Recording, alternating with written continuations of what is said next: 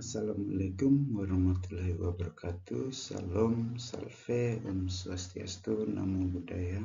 Salam kebajikan dan salam sehat untuk kita semua. Jumpa lagi dengan saya Jeffridus Kalau, mahasiswa program studi Magister Pendidikan Dasar Universitas Terbuka.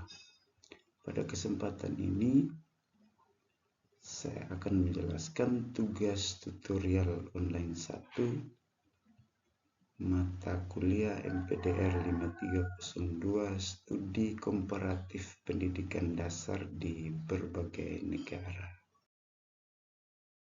Pada kesempatan ini saya akan membahas 4 topik artikel yang dikaitkan dengan konteks kerja di tempat saya di Dinas Pendidikan dan Kebudayaan Kabupaten Malaka, Nusa Tenggara Timur. Analisis topik artikel yang pertama adalah kontribusi aspek sosial dan budaya dalam aplikasi kebijakan pendidikan nasional Indonesia. Poin utama pokok dari artikel itu adalah pertama, tujuan kebijakan inklusif. Kebijakan pendidikan harus mencerminkan dan menghargai keberagaman masyarakat Indonesia, berfokus pada kecerdasan intelektual, pembentukan karakter, dan penguatan nilai sosial budaya.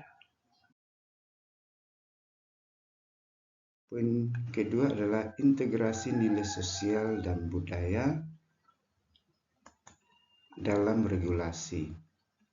Kita lihat Undang-Undang Sistem Pendidikan Nasional Nomor 20 Tahun 2023 secara eksplisit mengintegrasikan pendidikan berbasis kearifan lokal atau local wisdom, kesetaraan gender, inklusif sosial, dan jaminan akses pendidikan tanpa diskriminasi. Poin ketiga adalah pengembangan kurikulum berbasis nilai. Kurikulum diwajibkan memasukkan nilai-nilai sosial dan budaya termasuk pendidikan karakter, penanaman nilai toleransi, dan penghormatan terhadap keberagaman. Poin keempat adalah dampak positif dan tantangan implementasi kebijakan bertujuan untuk menciptakan sistem yang inklusif namun bertentangan dalam pemerataan akses di daerah terpencil, ketimpangan sosial, dan potensi konflik budaya.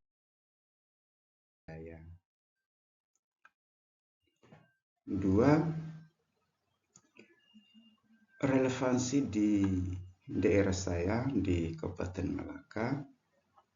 Yang pertama, integrasi pendidikan berbasis kearifan lokal. Dinas Pendidikan dan Kebudayaan Kabupaten Malaka mendorong adopsi kurikulum muatan lokal yang mengajarkan bahasa daerah, Tetun, Dawan, Marae secara lokal, nilai adat atau disebut lulik sakral, atau keterampilan menenun tais Malaka sebagai upaya melestarikan identitas dan pembentukan karakter. 2. Tentang pemerataan akses dan ketimpangan sosial, yaitu wilayah perbatasan dan daerah terpencil seperti Kecamatan Rinhat, Koba 5, Yukofiu, sering kekurangan guru berkualitas, fasilitas dasar listrik, air, internet, dan infrastruktur, menciptakan kesenjangan mutu pendidikan atau disparitas yang nyata dengan sekolah di pusat Kabupaten Betun. Ketiga, penguatan nilai karakter dan toleransi. Dinas dapat mengeluarkan panduan untuk menetapkan program pendidikan karakter yang menanamkan nilai persatuan antar etnis agama melalui kegiatan gotong royong atau festival budaya, Pekan Kebudayaan Daerah atau PKD. Analisis yang kedua menyangkut artikel pendidikan multikultural kearifan lokal bagi siswa sekolah dasar. Poin-poin penting artikel tersebut yang pertama adalah urgensi masalah.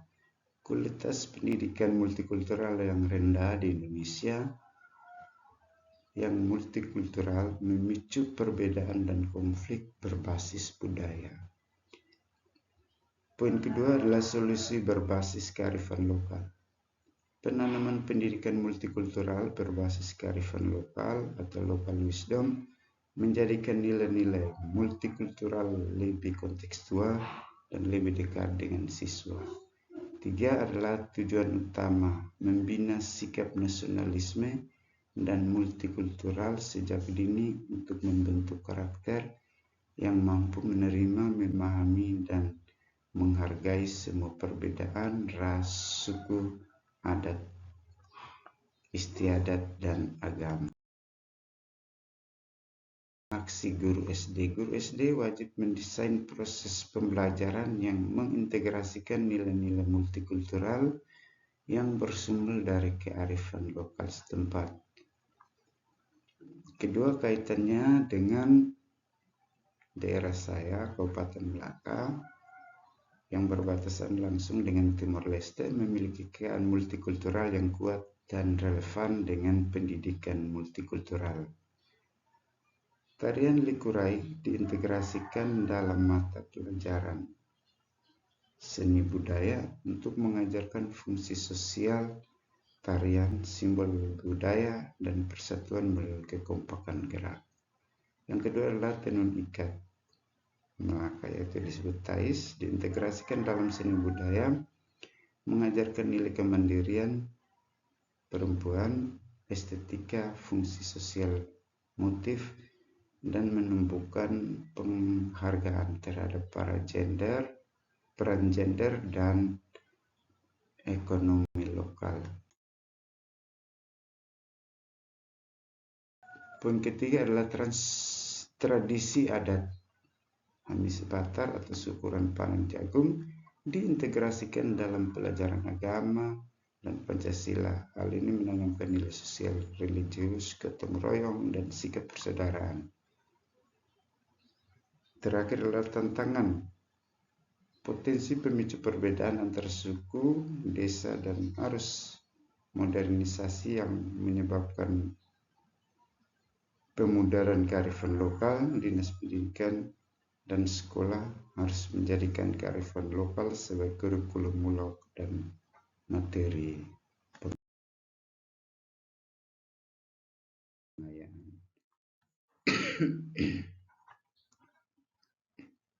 Analisis yang ketiga adalah artikel yang berjudul Teknologi Informasi dan Komunikasi TIK dalam Pendidikan Dasar. Poin-poin penting artikel ini meliputi 1. Peran krusial TIK.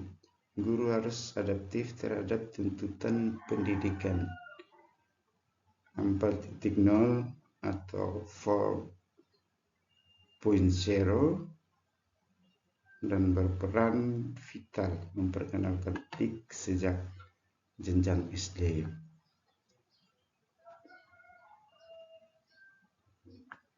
Kedua, manfaat TIK. Pertama, mengatasi materi abstrak. Misalnya menggunakan video untuk peta buta. Kedua, mengatasi hambatan komunikasi antar pendidik dan peserta didik. Ketiga, meningkatkan kualitas dan fleksibilitas pembelajaran. Sedangkan dampak positifnya pada siswa adalah meningkatkan prestasi belajar dan merangsang minat belajar siswa. Keempat adalah tantangan implementasi. Kurangnya infrastruktur, sarana dan prasarana TIK, serta kurangnya kesiapan guru dalam literasi digital. Kelima adalah rekomendasi, perlu peningkatan akses dan pemanfaatan TIK secara berkelanjutan.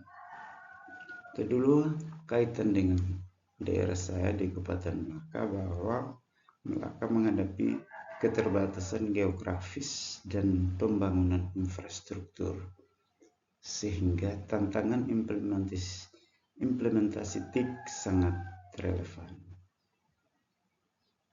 Hal ini tantangan terbesarnya adalah infrastruktur dan kesiapan sumber daya manusia guru menghambat manfaat TIK.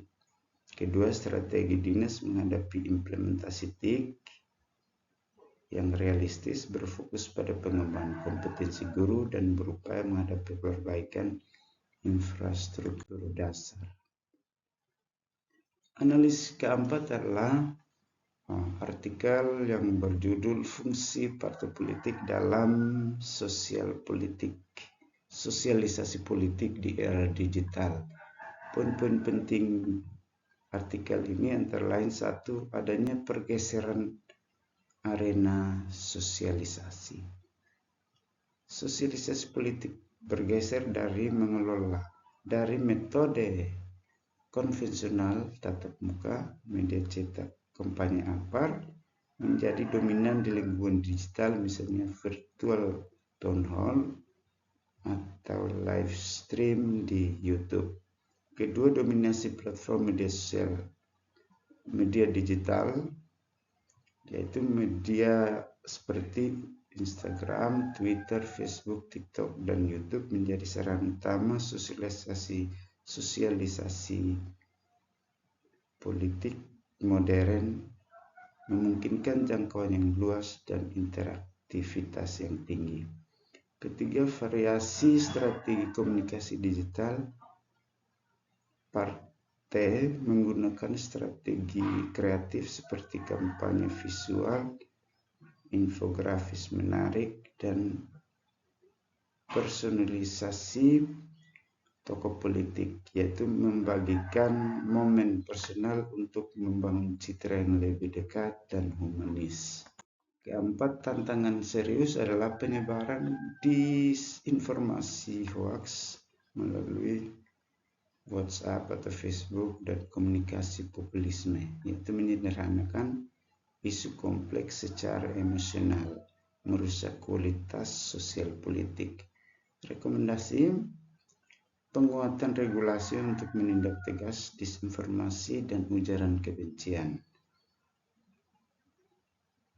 Kedua, digital training of party chat trace, pelatihan digital bagi kader tentang etika komunikasi, fact checking, dan mengkonversi narasi kebijakan menjadi konten digital yang mendidik atau bukan populis.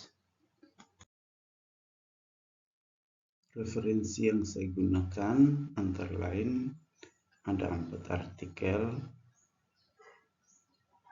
dan buku materi pokok studi komparasi pendidikan dasar di berbagai negara, terus video potret daerah Kabupaten Melaka, channel YouTube saya, dan undang-undang tentang sistem pendidikan nasional tahun 2003. Demikian penjelasan saya pada tugas tutorial 1 ini. Sekian dan terima kasih. Tuhan memberkati kita semua.